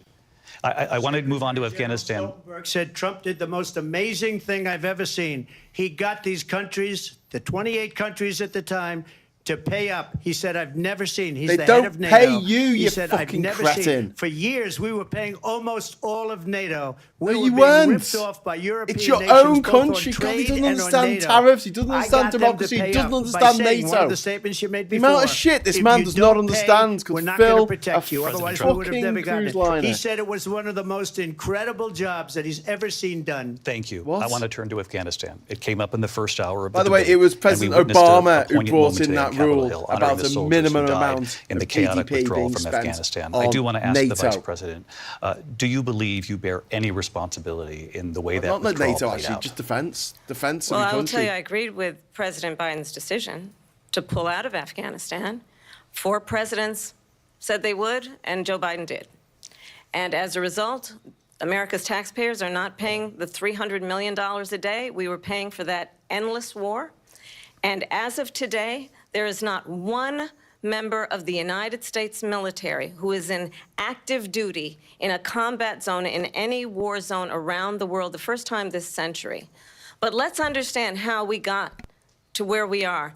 Donald Trump, when he was president, negotiated one of the weakest deals you can imagine. He calls himself a deal maker. Even his national security advisor said it was a weak, terrible deal. And here's how it went down. He bypassed the Afghan government. He negotiated directly with a terrorist organization called the Taliban. The negotiation involved the Taliban getting 5,000 Taliban terrorists released. And get this, and the president at the time invited the Taliban to Camp David, a place of storied significance for us as Americans, a place where we honor the importance of American diplomacy, where we invite and receive 9/11 respected world leaders.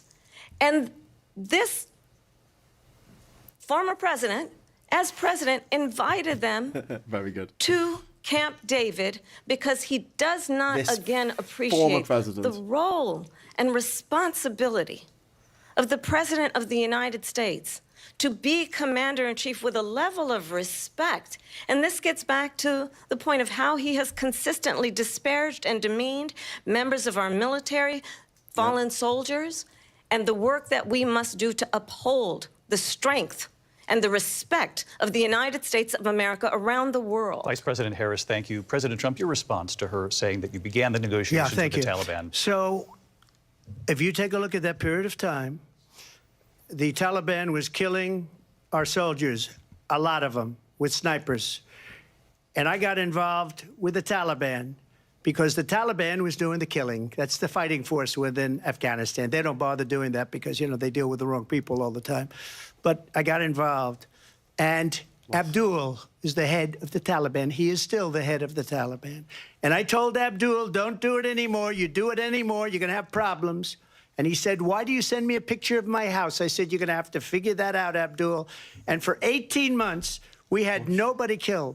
We did have an agreement negotiated by Mike Pompeo. It was a very good agreement. With the reason it was good, it was we were getting out. We would have been out faster than them, but we wouldn't have lost the soldiers. We wouldn't have left many Americans behind, and we wouldn't have left $85 billion worth of brand new, beautiful military equipment behind. And just to finish, they blew it.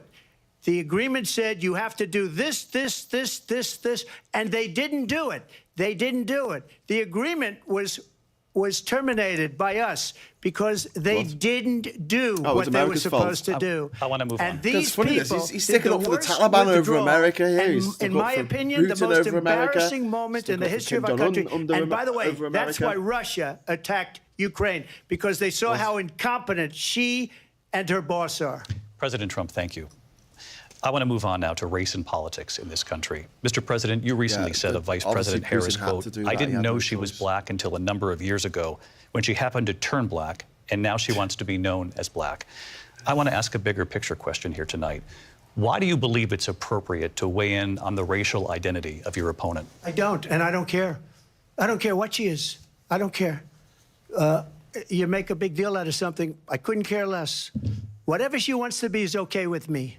But those were your words, so I'm asking. I don't know. I mean, all I can say is I read where she was school and coming back not black, that she put out, and I'll say that. And then I read that she was black, and that's okay. Either one was okay with me. That's up to her. That's up to her. Vice President Harris, your thoughts on this?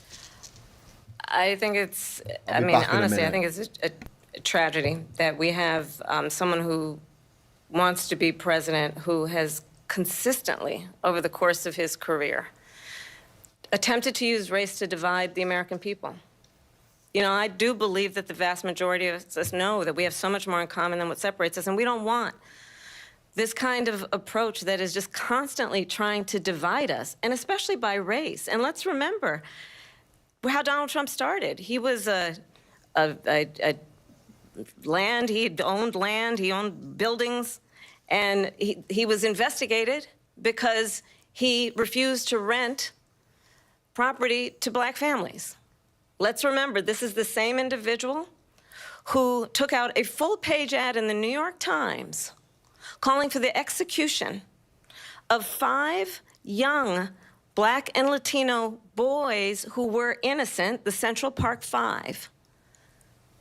Took out a full-page ad calling for their execution. This is the same individual who spread birther lies about the first black president of the United States. And I think the American people want better than that, want better than this, want someone who understands, as I do, I travel our country.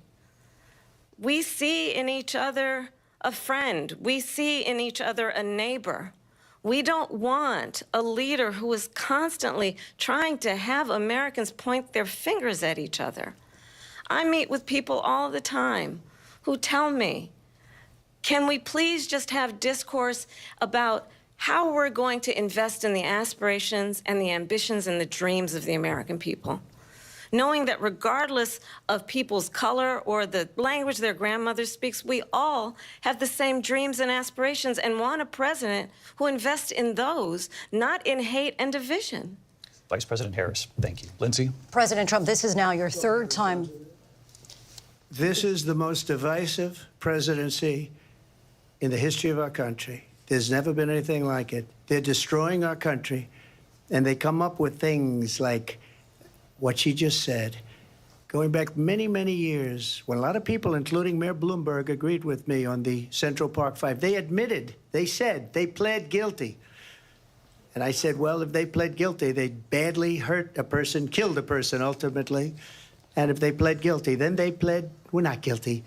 But this is a person that has to stretch back years, 40, 50 years ago, because there's nothing now. I built one of the greatest economies in the history of the world, and I'm going to build it again. It's going to be bigger, better, and stronger.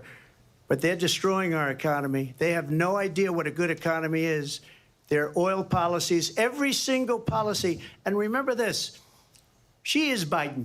You know, she's trying to get away from Biden. I don't know the gentleman, she says. She is Biden. The worst inflation we've ever had, a horrible economy because inflation has made it so bad, and she can't get away with that. Thank you. Your time is up. I want to respond to that, though. I want to just respond briefly. Clearly, I am not Joe Biden, and I am certainly not Donald Trump.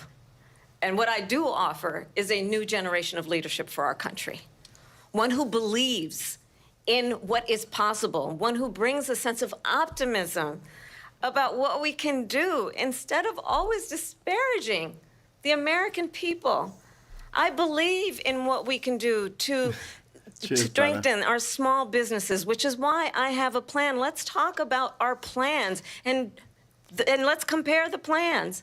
I have a plan to give startup businesses $50,000 tax deduction, to pursue their ambitions, their innovation, their ideas, their hard work. I have a plan, $6,000 for young families for the first year of your child's life, to help you in that most critical stage of your child's development. I have a plan that is about allowing people to be able to pursue what has been fleeting in terms of the American dream by offering a help with down payment of $25,000 down payment assistance for first-time home buyers.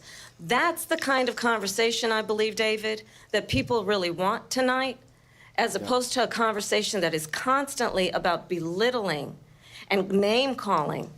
Let's turn the page. Vice President and move Harris, forward. thank you. Let's turn to policy. President Trump, we have to move on. President Trump. Let's turn to policy, please. She's doing brilliant. To defund the police. She has a plan to confiscate everybody's gun. President Trump, she we has do a have to plan move on to to not other allow issues. fracking in Pennsylvania or anywhere else. Okay. That's what her plan is until just recently. I just need to respond President because Trump, the President former Trump, president has said no, something twice that I need to No, respond to. I'm sorry. We're I just going need to move respond on, Vice one President time Harris. to what he has President said Trump, this multiple is times. now your third time running for president. You have long vowed to repeal and replace the Affordable Care Act, also known as Obamacare. You have failed to accomplish that. You now say you're going to keep Obamacare, quote, unless we can do something much better. Correct. Last month, you said, quote, we're working on it. So tonight, 9 years after you first started running, do you have a plan, and can you tell us what it is? Obamacare was lousy health care, always was. It's not very good today. And what I said, that if we come up with something, and we are working on things, we're going to do it, and we're going to replace it. But remember this. I inherited Obamacare because Democrats wouldn't change it. They wouldn't vote for it. They were unanimous. They wouldn't vote to change it. If they would have done that, we would have had a much better plan than Obamacare. But the Democrats came up. They wouldn't vote for it. I had a choice to make when I was president. Do I save it and make it as good as it can be, never going to be great, or do I let it rot? And I felt I had an obligation, even though politically it would have been good to just let it rot and let it go away. I decided, and I told my people, the top people, and they're very good people. I have a lot of good people in that administration. We read about the bad ones. We had some real bad ones, too, and so do they. They have really bad ones. The difference is they don't get rid of them. But let me just explain. I had a choice to make. Do I save it and make it as good as it can be, or do I let it rot? And I saved it. I did the right thing. But it's still never going to be great, and it's too expensive for people. And what we will do is we're looking at different plans. If we can come up with a plan that's going to cost our people, our population, less money and be better health care than Obamacare, then I would absolutely do it. But until then, I'd run it as good as it can be run. So just a yes or no, you still do not have a plan? I have concepts of a plan. I'm not president right now. Yeah, Sarah, she's asking that. We come up with something, I would only change it if we come up with something that's better and less expensive. And there are concepts and options we have to do that. And you'll be hearing about it in the not-too-distant future. Vice President Harris, in 2017, you supported Bernie Sanders' proposal to do away with private insurance and create a government-run health care system. Yes. 2 years later, you proposed a plan that included a private insurance option. What is your plan today? Well, first of all, I absolutely support, and over the last 4 years as vice president, private health care options. But what we need to do is maintain and grow the Affordable Care Act. But I'll get to that, Lindsay. I just need to respond to a previous point that the former president has made. I've made very clear my position on fracking. And then this business about taking everyone's guns away. Tim Walz and I are both gun owners. We're not taking anybody's guns away. So stop with the continuous lying about this stuff. as it relates to the Affordable Care Act, understand, just look at the history to know where people stand. When Donald Trump was president, 60 times he tried to get rid of the Affordable Care Act. 60 times. I was a senator at the time when I will never forget the early morning hours when it was up for a vote in the United States Senate. And the late, great John McCain, who you have disparaged as being, you don't like him, you said, at the time because he got caught. He was an American hero. The late, great John McCain, I will never forget that night, walked onto the Senate floor and said, no, you don't. No, you don't. No, you don't get rid of the Affordable Care Act. You have no plan. And what the Affordable Care Act has done is eliminate the ability of insurance companies to deny people with pre-existing conditions. I don't have to tell the people watching tonight, you remember what that was like? Remember when an insurance company could deny if a child had asthma, if someone was a breast cancer survivor, if a grandparent had diabetes? And thankfully, as I've been vice president, and we, over the last 4 years, have strengthened the Affordable Care Act, we have allowed, for the first time, Medicare to negotiate drug prices on behalf of you, the American people. Donald Trump said he was going to allow Medicare to negotiate drug prices. He never did. We did. And now we have capped the cost of insulin at $35 a month. Since I've been vice president, we have capped the cost of prescription medication for seniors at $2,000 a year. And when I am president, we will do that for all people, understanding that the value I bring to this is that access to health care should be a right and not just a privilege of those who can afford it. And the plan has to be to strengthen the Affordable Care Act, not get rid of it, Vice President prologue Harris, in terms of where Donald Trump stands on that. I want to move to an issue that's important for a lot of... Made a mistake. She's really knocking it out the stadium. John McCain fought really Obamacare for 10 years. But it wasn't only him. It were all of the Democrats that kept it going. And you know what? What?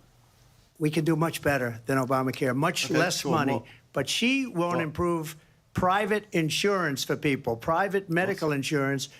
That's another thing she doesn't want to get. People are paying privately for insurance that have worked hard and made money, and they want to have private. She wants everybody to be on government insurance where you wait 6 months for an operation that you need immediately. President Trump, thank you. We have another issue that we'd like to get to that's important for a number of Americans, in particular younger voters, and that's climate change. President Trump, with regard to the environment, you say that we have to have clean air and clean water. Vice President Harris, you call climate change an existential threat. The question to you both tonight is, what would you do to fight climate change? And Vice President Harris, we'll start with you. 1 minute for you each.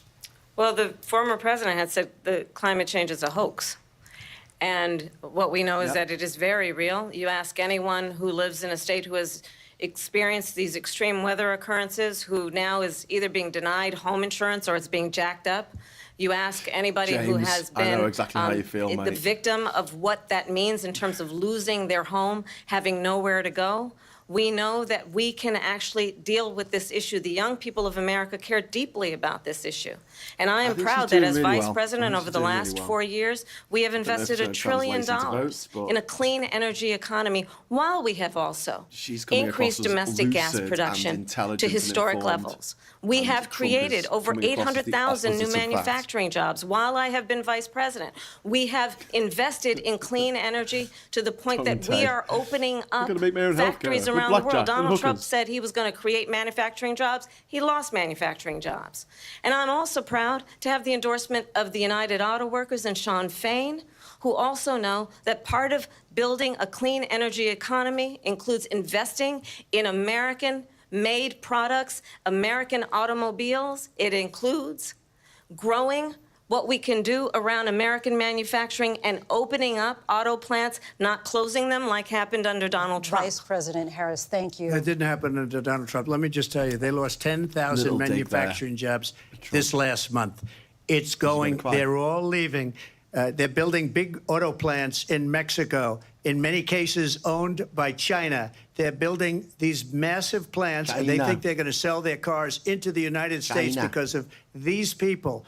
What they have given to China is unbelievable. But we're not going to let that. We'll put tariffs on those cars so they can't come into our country, because they will kill the United Auto Workers and any auto worker, whether it's in Detroit or South Carolina or any other place. What they've done to business and manufacturing in this country is horrible. We have nothing because they refuse. You know, Biden doesn't go after people because supposedly China paid him millions of dollars. He's afraid to do it. Between him and his son, they get all this money from Ukraine. They get all this money from all of these different countries. And then you wonder, why is he so loyal to this one, that one, Ukraine, China? Why is he? Why did he get $3.5 million from the mayor of Moscow's wife?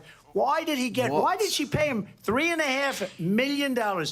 This is a crooked administration, and they're selling our country down the tubes. President Trump, thank you. Thank you. We'll be right back with closing statements from both of our candidates. An historic night, this ABC News presidential debate from Philadelphia. Back in a moment. Oh, I knew they were going to more ads. I would have stayed in. And then again, I suppose the ABC News presidential debate. I suppose I've got to stay here, haven't I? Because if the ads come on and I just walk off, then you're stuck watching the ads, which isn't much fun. So one angry pagan says and then one angry pagan says what, and then one angry pagan says okay. Refers to self in third person, says Russell. Yeah, I know. What about climate change, Donny? Well, he wasn't really talking about that. He was talking about China coming and killing auto workers. He literally just said that China's going to come and kill auto workers in America. Unless he puts tariffs on it, which he don't think he understands what tariffs are. Tariffs are like paid by the people who are importing whatever it is. So it will cost Americans more to buy stuff. And obviously any kind of sales tax is a regressive tax, because if it's, 20% on the value of something, if you're very rich, that's not a big deal to you. If you're not very rich, that could be a very big deal. I mean, the difference between you being able to get it and not. I think Trump's a bit lost, says Joshua. I think he's very, very lost. I think the world's going to be lost if he wins in November. Or I don't think he's going to win. And I'll say this, I'll probably end up driving you up the wall by saying this, but I don't think he's going to win the actual vote.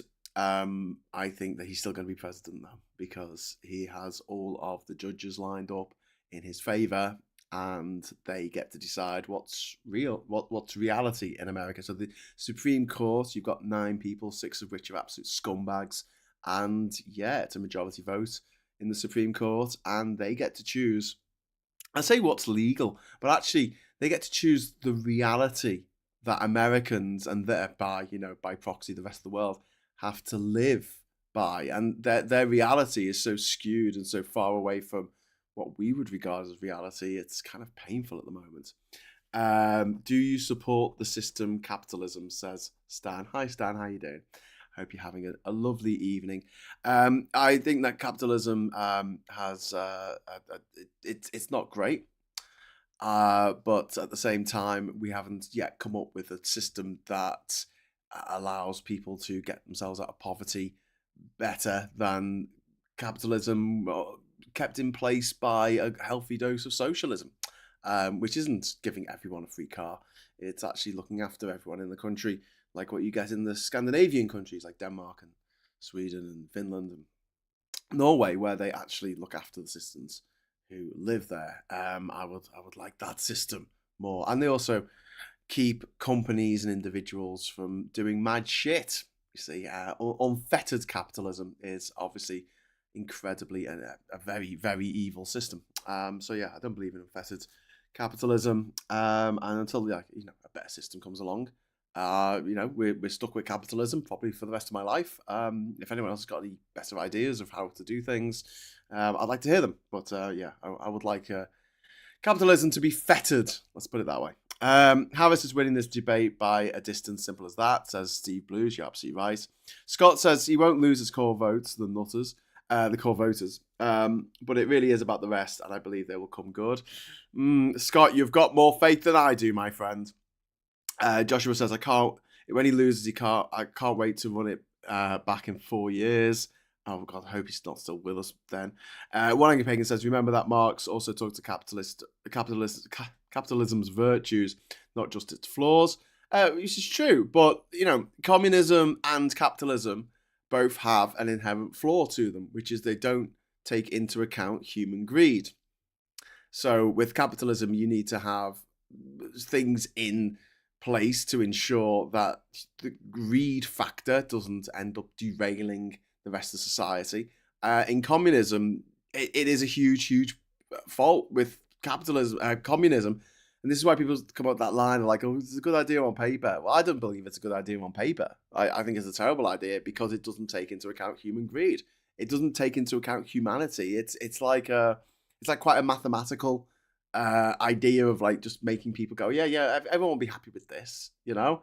Whereas the reality is it doesn't happen that way. People are greedy, people are stupid, people do daft stuff, people do stuff that's against their own interests. I mean, come on, people smoke. Anyway, back into tonight. The time has come for closing statements, and Vice President Harris, we begin with you. Closing statements now. So I think you've heard tonight go two second very different visions for our country. One that is focused on the future, and the other that is focused on the past, and an attempt to take us backward. But we're not going back.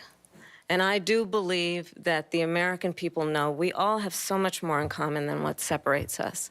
And we can chart a new way forward.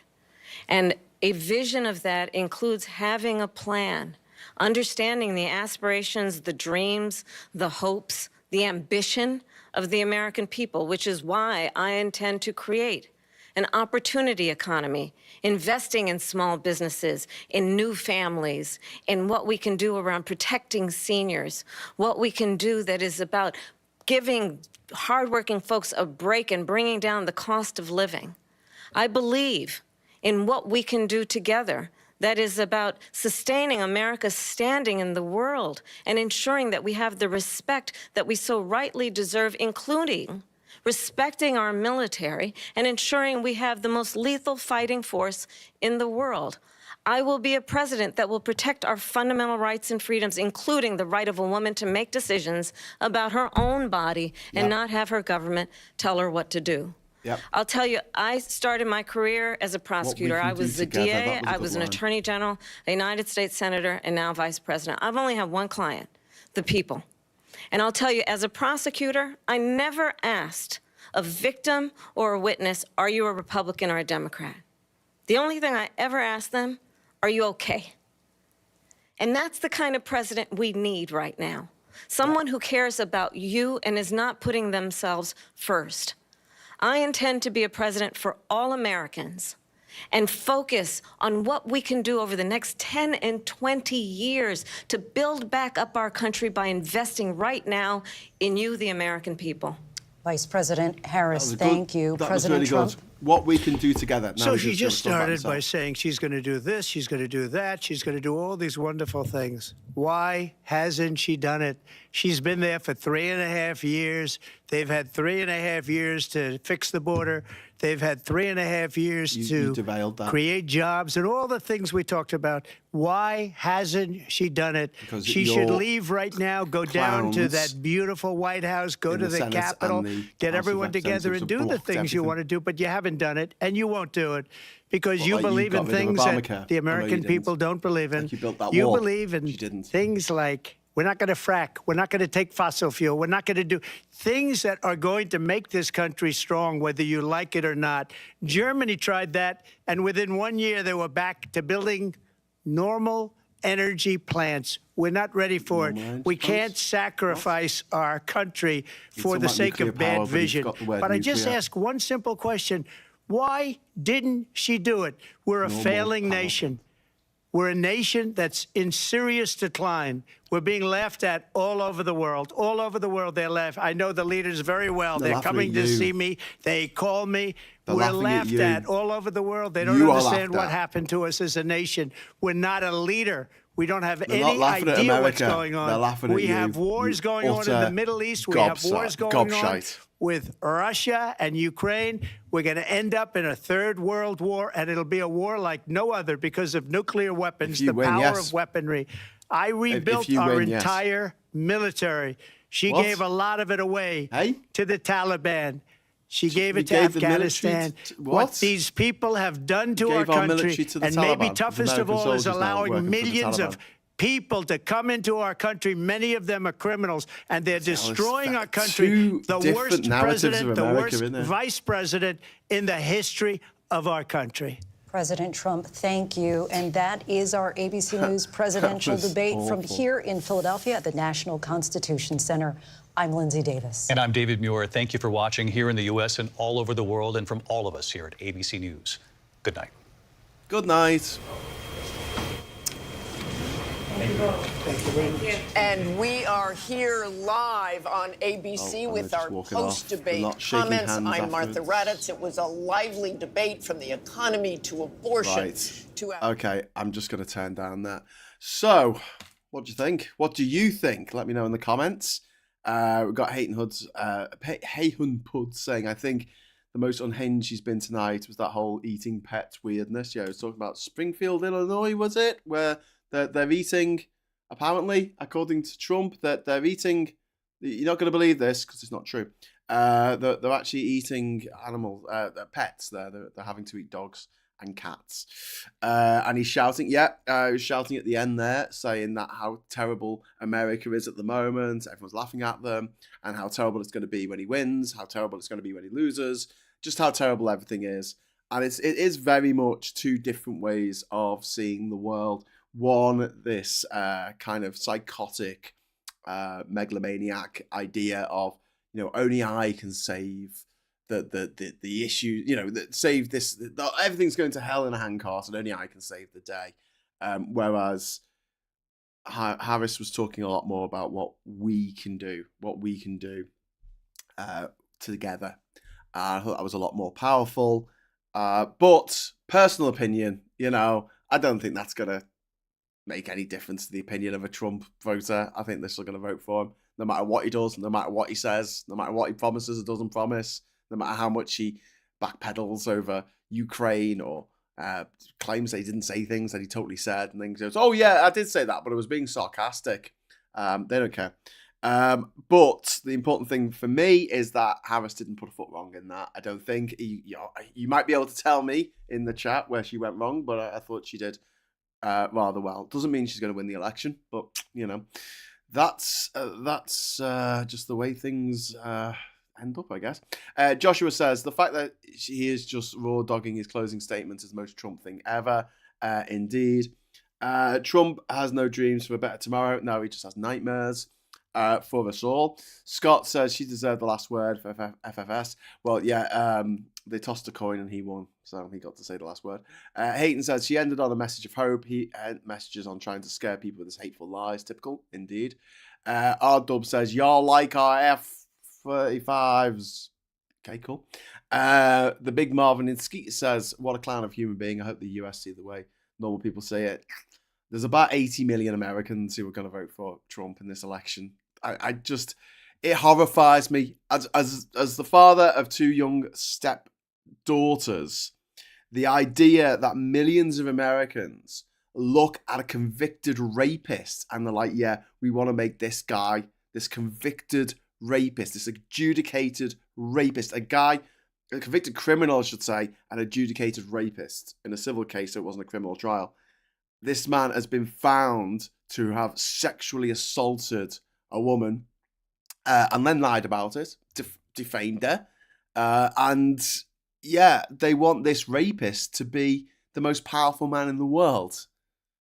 And you're like, what the fuck is wrong with you? Like, honestly, Trump voters, is anyone who likes Trump, who's American, I guess, and can vote in this election? Like, what the fuck is wrong with you? Like, did something horrible happen to you as a child? Like, why are you like this?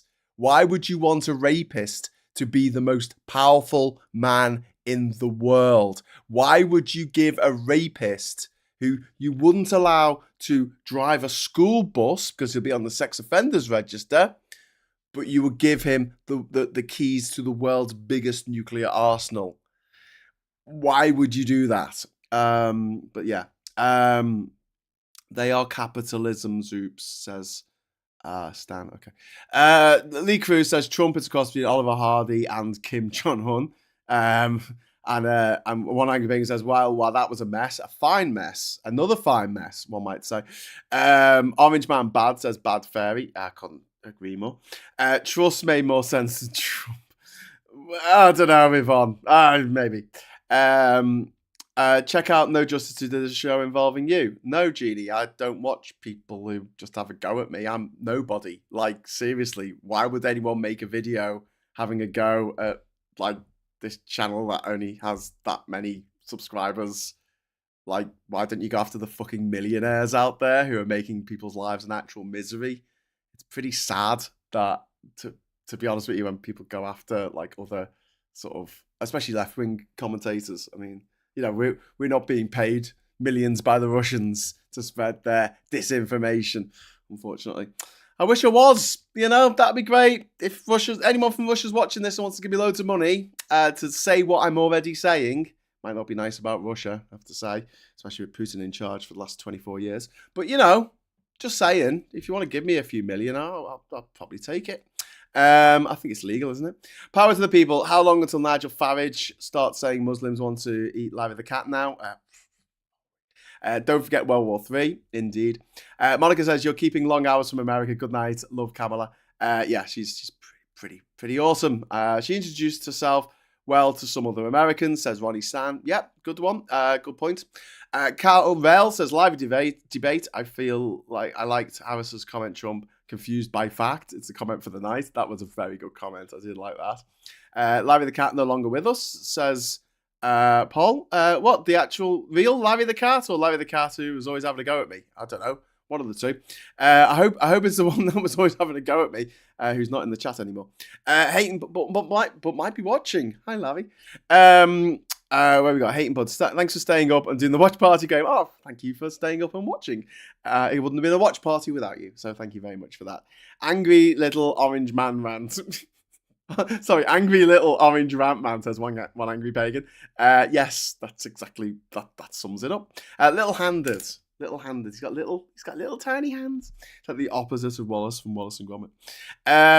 Johnny says they don't need to change MAGA minds. They just need to get ordinary Americans out to vote. That's absolutely right. Dog 4x4 says JS got knighted. JS? Who was JS? Who was talking about? Power to the people. He wasted the last word just attacking the opposition. Embarrassing, says Power to the people. I think most of his performance tonight was embarrassing. Like, if you're not in the cult of Trump, you're just sitting there going, what the fuck is it with this guy? Like, what is it that this power that he has over people? And the only thing I can assume, it's a bit like, you know, when people write to serial killers in jail telling them that they love them. You know those weirdos. You know those weirdos. There's just loads of them in America, I guess. It was just like, oh my God, psychopath. Oh, I must follow you. Stan says, I would like to do an entire show with you on the downfall of capitalism and the need to replace it. Yeah, okay. I'm up for a show talking about the downfall of capitalism, but we need to talk about what can replace it in a sensible way.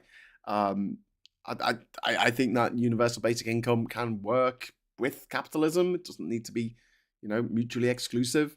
In fact, one of the first people to actually propose that we bring in universal basic income was none other than Richard Milhouse Nixon, of all people. Tricky Dicky. Quote Al Murray, we don't have a dream in Great Britain because we are awake. Great parody of the right. That's from One Angry Pagan. And I've also got Jeremy saying, she won hands down, but will it cut through? I don't know, Jeremy. Jeremy, seriously, I'm really, really concerned. You're looking at the polls and no one's ahead within the margin of error, and there tends to be shy Trump voters more than there are shy Harris voters or Biden voters. And this is a huge issue, and we've seen the polls time and time again get things wrong. What gives me a little bit of hope, in the 2022 midterm elections in 2022, obviously, the Democrats did better than the polls were suggesting they would. People were talking about a red wave, sorry, because they switched the colours over there, a red wave of GOP, the genital obsessed party, getting in, and they didn't. They didn't take control of the Senate, and they only took the House of Representatives by a handful of representatives. And yeah, not great for them. Haha. But there you go. Look at Trump's mugshot, says Bagberry. Yes, he's well, do I have to look at him? Lol, 400,000 £5 per video. Lol, says Misty Hill. Yeah, that'll be something, wouldn't it? Super chats are open, by the way. Toby Kirby, even Fox News are saying Trump lost hard. Only Hannity is saying otherwise. Yes, that's what we like to see. Toby, he did sound absolutely unhinged through so much of it. He wouldn't say that he supported Ukraine, which I think could be devastating. I think it could be devastating. I don't know. I've spoken to some Americans who think that Putin's amazing. They're Trump voters, and they think that Ukraine deserves everything that's happened to it, which upsets me on